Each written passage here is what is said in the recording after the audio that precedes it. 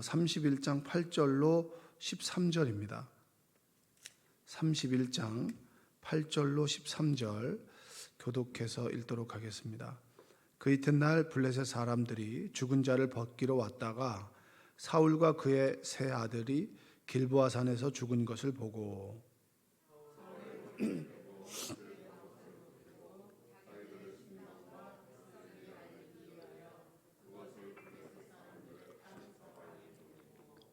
그의 갑옷은 아스타롯의 집에 두고 그의 시체는 벳산 성벽에 못 박음에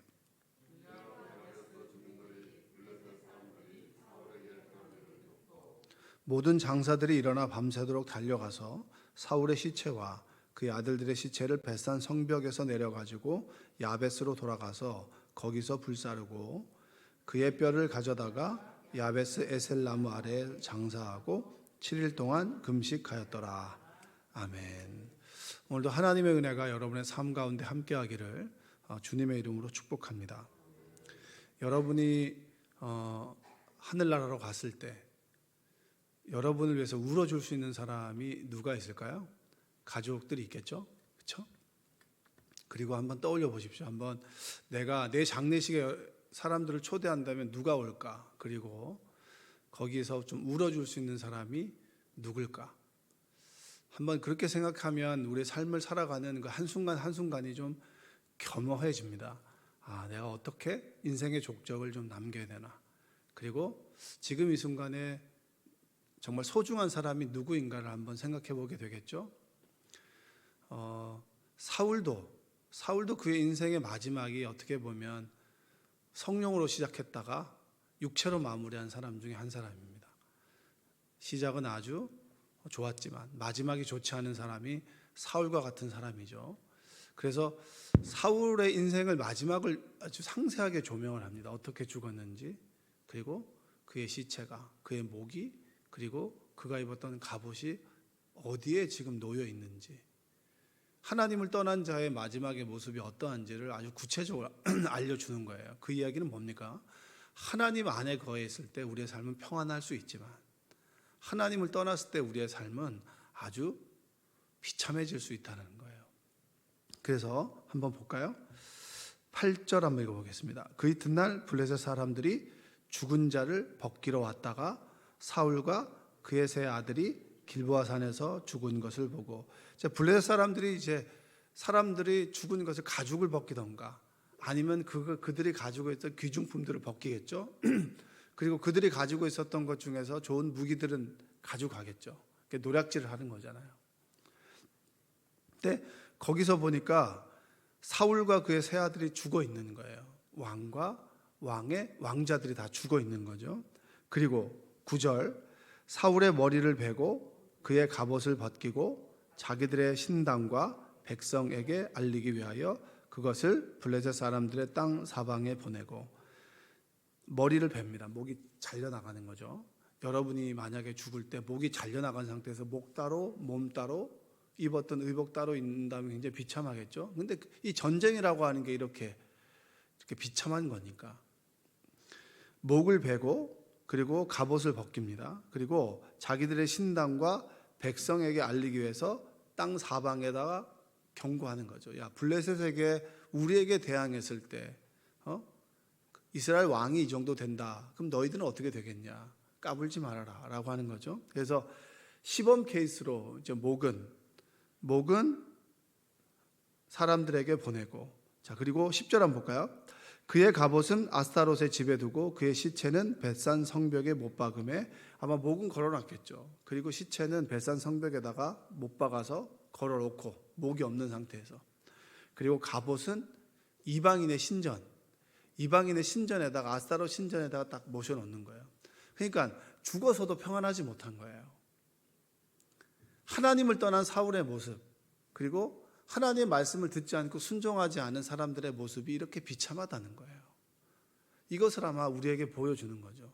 하나님 안에 거했을 때 평안하다. 여러분 야곱 아시죠? 야곱은 아주 욕심이 있었던 사람입니다. 늘 사람들이 뒷덜미를 잡는 사람이었고 발꿈치를 잡아서 늘 그것을 빼앗아 살아가는 인생이 바로 야곱이라는 인생이에요. 근데 야곱은 그는 욕심이 있었지만 하나님 안에 거했던 사람이고 하나님 안에 다루어졌던 사람이에요. 그 인생의 말년을 한번 볼까요? 그 인생 12아들이 보는 앞에서 죽음을 맞이하게 됩니다. 그러니까 창세기 46장 3절과 4절에 보면 요셉이 이제 국무총리가 되잖아요. 애굽에서. 그랬을 때 자녀들은 먼저 가 있고 그리고 아버지와 함께 오라고 애굽으로 오라고 했을 때 그는 이전에 하나님의 집을 떠났을 때 그가 얼마나 비참했는지 알았기 때문에 주저주저 했어요. 그때 하나님께서 야곱에게 주셨던 메시지가 46장 3절과 4절에 내용이 이런 겁니다. 뭐냐면 내가 너에게 큰 민족을 이루겠다고 약속하지 않았냐. 아브라함과 이삭과 야곱에게 주셨던 약속이 너에게도 유효하다. 그리고 너는 지금 애굽으로 돌아오지만 애굽이 너의 장지가 되지 않는다. 다시 너는 돌아올 것이다. 민족은 다시 돌아올 것이고 너도 돌아올 것이다 라고 얘기를 합니다. 그리고 난 다음에 요셉이 너의 두 눈을 감길 것이다. 이렇게 되는 거예요. 그게 바로 야곱에게 주셨던 하나님의 말씀이었어요. 근데 사울의 인생을 봅시다. 사울은 누가 두 눈을 감기나요? 그는 스스로 두 눈을 감는 거예요. 자결했으니까. 그리고 그의 세 아들은 죽었죠. 야곱은 그의 모든 아들에게 축복하고 경고할 건 경고하고 그리고 자녀들에게 둘러싸인 상태에서 행복한 죽음을 맞이하고 나의 인생은 이랬지만 너의 인생이 이랬으면 좋겠다라고 하는 축복과 경고의 말을 자녀들에게 합니다. 그리고 그 두 눈을 요셉이 감기게 되는 거죠. 제가 늘 기도하는 게 이거예요. 저도 하나님 안에서 그리고 내 자녀들이 내 두 눈을 감겼으면 좋겠습니다. 그러니까 지금 보면 임종을 못 보고 돌아가시는 분들이 계시잖아요. 코로나가 생기면서. 그래서 우리 교회 분들 중에 한 분도 보면 항상 스탠바이잖아. 아버님이 돌아가실 때 부르면 가야 돼요. 그런데 그 얘기는 뭐예요? 임종을 보려고. 마지막을 아버님과 함께 하려고 하는 게 우리 인간의 마음이잖아요. 근데 사울은 그러지 못했어요. 그런데 야곱은 그러했단 말이에요. 그래서 창세기 49장 33절 이하에 보면 야곱이 아들에게 명하기를 마치고 그 발을 침상에 모으고 숨을 거두니 그의 백성에게로 돌아갔더라. 요셉이 그의 아버지 얼굴에 굽으려 울며 입맞추고 그 수종드는 의원에게 명하여 아버지의 몸을 향으로 처리하게 하며 의원이 이스라엘에게 그대로 하되 40일이 걸렸으니 향으로 처리하는 데는 이날수가 걸림이며 애굽 사람들은 70일 동안 그를 위하여 곡하였더라. 70일 동안 야곱의 죽음을 어떻게 하는 거죠? 애도하는 거예요. 왜 애도합니까? 요셉이 잘 살았어요. 요셉의 인생을 두고 야곱을 추모하는 거죠. 여러분 우리가 70일은 모르겠지만 3일 정도는 누군가 나를 위해서 울어줄 수 있는 사람이 있는 삶이 복된 삶이 아니겠습니까? 그런데 하나님을 떠나서 자기네 욕심대로 살아가는 사람들, 자기 위주로 살아가는 사람들의 마지막의 모습은 사울과 같고, 그러나 하나님 말씀 안에 거하고 하나님 품 안에 거했던 삶은 야곱과 같다. 이게 지금 성경이 주는 메시지예요. 다윗의 마지막은 어떻습니까? 다윗의 마지막은 솔로몬에게 유언을 합니다. 야, 내가 이렇게 살아보니까 나에게 은혜를 베푼 사람도 있더라. 시므이 같은 사람은 내가 힘들 때 저주를 했다. 얘는 그대로 천국에 가게 되면 놔두면 안 된다. 이렇게 정확하게 유언을 하고 가족들이 보는 앞에서 죽음을 맞이하게 되죠. 인생을 정리합니다. 사울은 정리할 시간이 없죠. 스스로 블레셋과의 전쟁에서 이길 거라고 생각을 했습니다. 어느 순간 죽음이 비수같이 날아왔고 그의 인생의 마지막은 목은 이쪽으로, 몸은 이쪽으로, 갑옷은 이쪽으로. 그런데 여러분 여기서 하나님을 떠난 인생이 비참하지만 그래도 누군가는 그가 하나님에 있었을 때, 하나님 안에 있었을 때 하나님 말씀대로 살았던 삶을 기억하는 사람이 있을 것이다. 그래도 희망은 있다라고 누구 얘기를 하냐면 길앗 야베스 사람들의 이야기를 하는 거예요. 길앗 야베스 사람들이 한번 11절 볼까요? 읽어보겠습니다. 11절. 길앗 야베스 주민들이 블레셋 사람들이 사울에게 행한 일을 듣고 12절. 모든 장사들이 일어나 밤새도록 달려가서 사울의 시체와 그의 아들들의 시체를 벳산 성벽에서 내려가지고 야베스에 돌아가서 거기서 불사르고 13절에 그의 뼈를 가져다가 야베스 에셀나무 아래에 장사하고 7일 동안 금식하였더라. 길르앗 야베스 사람들은 공식적으로 사울이 기름 부음을 받기 전에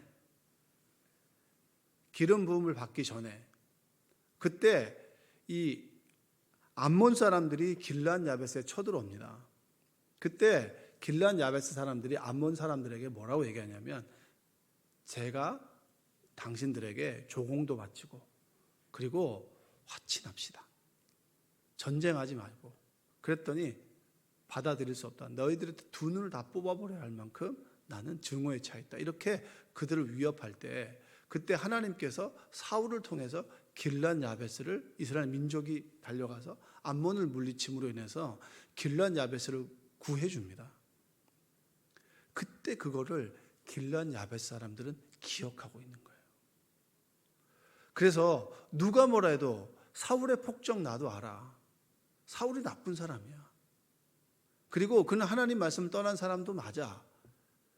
다윗을 그렇게 구박하고 다윗을 그렇게 죽이려고 했던 그 사울 맞아. 그러나 나에게만은 그는 은혜를 베풀었던 사람이야. 누가 뭐래도 그는 나에게 하나님의 사람이야. 저는 이 부분을 이렇게 해석합니다. 왜냐하면 100% 나쁜 사람이 있을까요? 사회적으로 나쁜 사람이라 할지라도 자기 새끼에게는 좋은 아버지일 수 있는 거예요.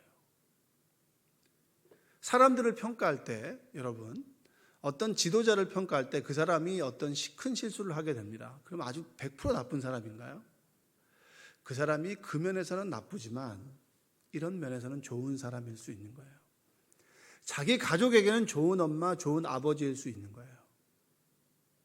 그리고 가족에게는 조금 모질게 굴었지만 그가 경험했던 사회적 관계 속에서는 그는 누군가에게는 은혜를 베풀었을 수 있는 사람일 수 있는 거예요. 어떻게 권사님이 내가 저렇게 얘기할 수 있어? 어떻게 목사님이 저렇게 얘기할 수 있어? 어떻게 장로님이 저렇게 얘기할 수 있어? 라고 할 수 있죠. 그러나 그면은 부족하게 보일 수 있지만 그는 또 누군가에겐 은혜를 베푸는 사람일 수 있는 겁니다. 사람을 평가할 때 단면만을 평가할 것이 아니라 입체적으로 이 사람 이런 면에서 좋은 사람일 수 있겠구나. 그리고 이는 이런 면에서는 좀 부족한 사람일 수 있겠구나. 사울에게 이런 면을 사울이 100% 나쁜 사람이냐? 그는 하나님 안에 있다가 끝에는 변했던 사람이야. 그러나 하나님 안에 있었을 때 그는 훌륭한 사람이었어. 그럼 너희들은 어디에 있어야겠니? 하나님 안에 거하는 삶이니 아니면 내 주먹을 믿고 내 뜻과 내 계획대로 살아가는 삶이겠니? 라고 하는 걸 보여주는 거예요. 하나님 안에 거했을 때 길르앗 야베스 사람들은 그는 누가 뭐래도 그는 하나님의 메신저였고 우리를 하나님의 은혜를 통하여 구원해 준 사람이야. 저와 여러분들이 다른 사람들을 바라볼 때 이렇게 바라봤으면 좋겠어요. 나에게 이용규 목사님한테 얘기하다가 우리 둘이 뭔 얘기를 하다가 그런 얘기, 너에게 좋은 사람이 뭐냐? 나한테 이용규 목사가 그렇게 묻더라고요. 그러게. 그랬더니 나는 정리했다. 나에게 잘해주는 사람이 좋은 사람이다. 아멘일 수도 있고 아멘 아닐 수도 있어요. 근데 살아보면 누가 뭐래도 나에게 잘해주는 사람은 좋은 사람이잖아요. 그래요. 생각해보세요. 나에게 무언가 밥을 한 끼 사주는 사람, 그 사람은 좋은 사람이잖아요. 여러분 밥 한 끼 사주는 게 쉬운 겁니까? 어려운 겁니까? 그 쉬운 거 아닙니다. 시간 내주죠. 그 다음에 그동안에 말을 해야 되죠. 돈 쓰죠. 이거 그냥 좋은 일이에요. 아주 좋은 사람이에요. 그러니까 이용기 목사가 얘기할 때 맞다. 좋은 사람이 뭐냐? 나에게 잘해주는 사람이다. 길르앗 야베스 사람들에게서 사울은 나에게 잘해주는 사람이에요. 그가 하나님 안에 거했을 때, 하나님을 떠났을 때의 사울은 참 부족한 사람이죠. 그러나 그도 한때는 하나님 안에 거했던 사람이다. 하나님 안에 거했을 때 그 은혜를 길르앗 야베스 사람들은 기억하고 있다는 거예요. 저는 신앙생활 하면서 은혜를 얘기를 합니다. 하나님의 은혜가 있죠. 우리를 구원해 주신 하나님의 그 은혜. 한없는 사랑. 그리고 갚을 수 없을 만큼 큰 사랑이 우리에게 있습니다. 어머니가 나에게 주신 그 사랑, 부모님께서 나에게 주신 사랑도 있고, 어떻게 보면 하나님 사랑이 부모님을 통해서 우리에게 온 것이죠. 죄 많은 나를, 내가 하나님을 모를 때도 나를 위해 십자가를 위해서 죽으시고, 그리고 부활하심으로써 구원의 길을 열어주셨다. 속죄의 길을 열어주시고, 그리고 나 대신 속죄 제물이 되셨다. 그리고 그것을 믿음으로 인해서 내가 하나님의 자녀가 된다라는 너무나 큰 축복, 그 은혜. 그 은혜를 아는 사람은 함부로 살아갈 수가 없죠. 그리고 하나님의 메신저로서 나를 도와줬던 사람들의 그 은혜를 여러분 간직하셔야죠. 제가 예전에 보은이라는 그런 설교도 드린 적이 있는데, 하나님의 은혜를 받고 사랑을 받고 누군가에게 나도 하나님의 사랑을 베푸는 사람이 되다 보니 내가 받았던 그 은혜가 공짜가 아니구나라고 하는 걸 알게 되잖아요.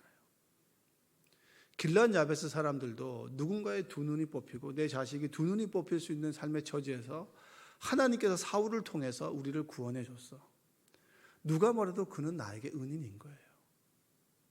그의 시체가 널브러져 있고 이방인들에게 모욕당한다는 이야기를 듣고 너무 슬픈 거예요. 누가 뭐래든. 그리고 사울을 싫어하는 사람들이 우리에게 뭐라고 할지라도 나는 그 은혜를 좀 갚아야겠다. 그래서 그는 시체를 수습하고 그리고 사울에게 받은 은혜를 되갚는 모습. 그게 우리 인생의 모습 아니겠습니까? 사람 살아가는 모습 아닐까요? 여러분들이 제가 드린 메시지가 한 두세 가지 됩니다. 오늘 드린 메시지가. 하나님 안에 거했을 때 사울은 굉장히 멋있는 사람이었다. 근데 하나님을 떠났을 때 그는 아주 비참한 삶으로 마무리했다. 그럼에도 불구하고 하나님 안에 거해 있을 때 그에게 은혜를 받았던 사람은 그 은혜를 되갚는 모습. 여러분은 어떤 자리에 서고 싶습니까? 저는 하나님 안에 거하고 은혜를 갚는 사람으로 살아가길 원합니다. 여러분들도 마찬가지예요. 여러분에게 여러분 콩 한 쪽이라도 주는 사람들 고마운 사람이에요. 그 사람들에게 여러분 무언가를 갚을 수 있는 은혜가 있기를 바랍니다. 늘 받기만 하는 인생은 좀 그렇잖아요. 무언가에게 되돌려 줄 수 있고 내가 정말 물질이 부족하다면 그 사람에서 기도해 줄 수 있는 거예요. 목사가 되면서 가장 부담스러운 건 뭐냐면 기도해야 된다는 겁니다. 근데 또한 뒤집어 놓고 보면 가장 감사하는 것이 기도해야 된다는 거예요. 교인들의 처지를 보면서 기도하지 않은 마음이 무거울까요? 무거울까요? 굉장히 무겁습니다. 그 무거운 마음 때문에 인간이 돼가는 거예요. 사람이 좀 성숙해 가는 거죠. 기도하다 보면 얼마나 그 성도님이 마음이 아플까? 어려울까? 얼마나 두려울까? 얼마나 두려웠으면 나에게 기도까지 부탁을 했을까라는 마음을 알게 되고 더 기도하게 되고 더 신경 쓰게 되니까 아 그렇구나. 누군가 내가 힘들었을 때 나를 위해서 기도해 주셨겠구나. 내 어머니가 나를 위해 지금도 기도하는 것이 그냥 공짜는 아니겠구나라고 하는 인생의 중요한 것을 알게 되겠죠. 여러분 소중한 것을 받았다면 그 소중한 것을 기억하고 간직하고 되돌려 드릴 수 있는 여러분들 되시기를 바랍니다. 무언가 작은 것이라도 표현할 수 있는 여러분들 되시기 바라요. 오늘은 12월의 첫날이잖아요. 2022년이 코로나와 함께 이제 코로나 중에 시작하게 됐는데 마무리하는 한 달인데 한번 돌아보세요. 11개월을 한번 돌아봤을 때 올해 나에게 정말 고마움을 표현해줬던 사람이 누군가, 나에게 은혜를 베풀어줬던 사람이 누군가, 그 사람에게 뭐라도 내가 한번 밥이라도 한번 사줄 수 있고, 그리고 정말 문자 메시지로 괜히 문자 보내가지고 그런 거 하지 마시고요. 내가 당신을 참 미워했는데 참 죄송합니다. 그러면 갑자기 그 사람은 날벼락을 맞는 거예요. 그건 자기 좋자고 하는 거니까 그런 건 하지 마시고, 네? 그때 집사님이 나에게 이렇게 한마디 해주셨죠. 그 한마디가 나를 정말 살게 했습니다. 뭐 이런 따뜻한 그런 문자 메시지라, 아니면 카톡을 보낸다면 그 사람의 인생은 천국을 걷게 하는 거예요. 오늘 하루 여러분, 나에게 은혜를 베풀어줬던 사람들, 그게 공짜는 아니구나. 내가 무언가 그 사람에게 갚을 수 있는 것이 뭘까? 그리고 내가 지금 오늘 하나님 안에 거해 있는가? 하나님 말씀을 따라 살아가고 있는가? 아니면 내 뜻과 내 계획대로 살아가고 있는 것인가? 그걸 기억하는, 그리고 간직하는, 그리고 그것을 베풀 수 있는 여러분 되시기를 주님의 이름으로 축원드립니다. 기도하겠습니다. 사랑과 은혜가 풍성하신 아버지 하나님 감사합니다. 길르앗 야베스 사람들, 사울이 어떠한 사람일지라도 그는 그들에게 좋은 사람이었습니다. 우리에게 은혜를 베풀어줬던 사람들, 콩 한 쪽이라도 나누었던 사람들을 기억하게 하시고 그들에게 무언가 갚을 수 있는 그런 선한 마음을 우리에게 허락하여 주시옵소서.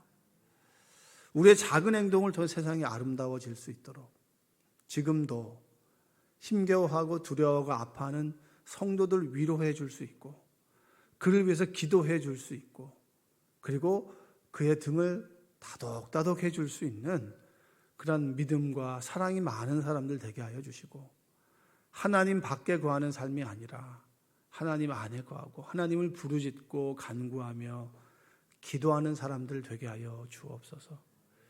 우리 인생의 마지막 순간에 후회 없고 누군가 나를 위해서 울어줄 수 있는 사람이 많은 사람 되도록 우리를 인도하여 주옵소서. 예수님의 이름으로 기도합니다. 아멘.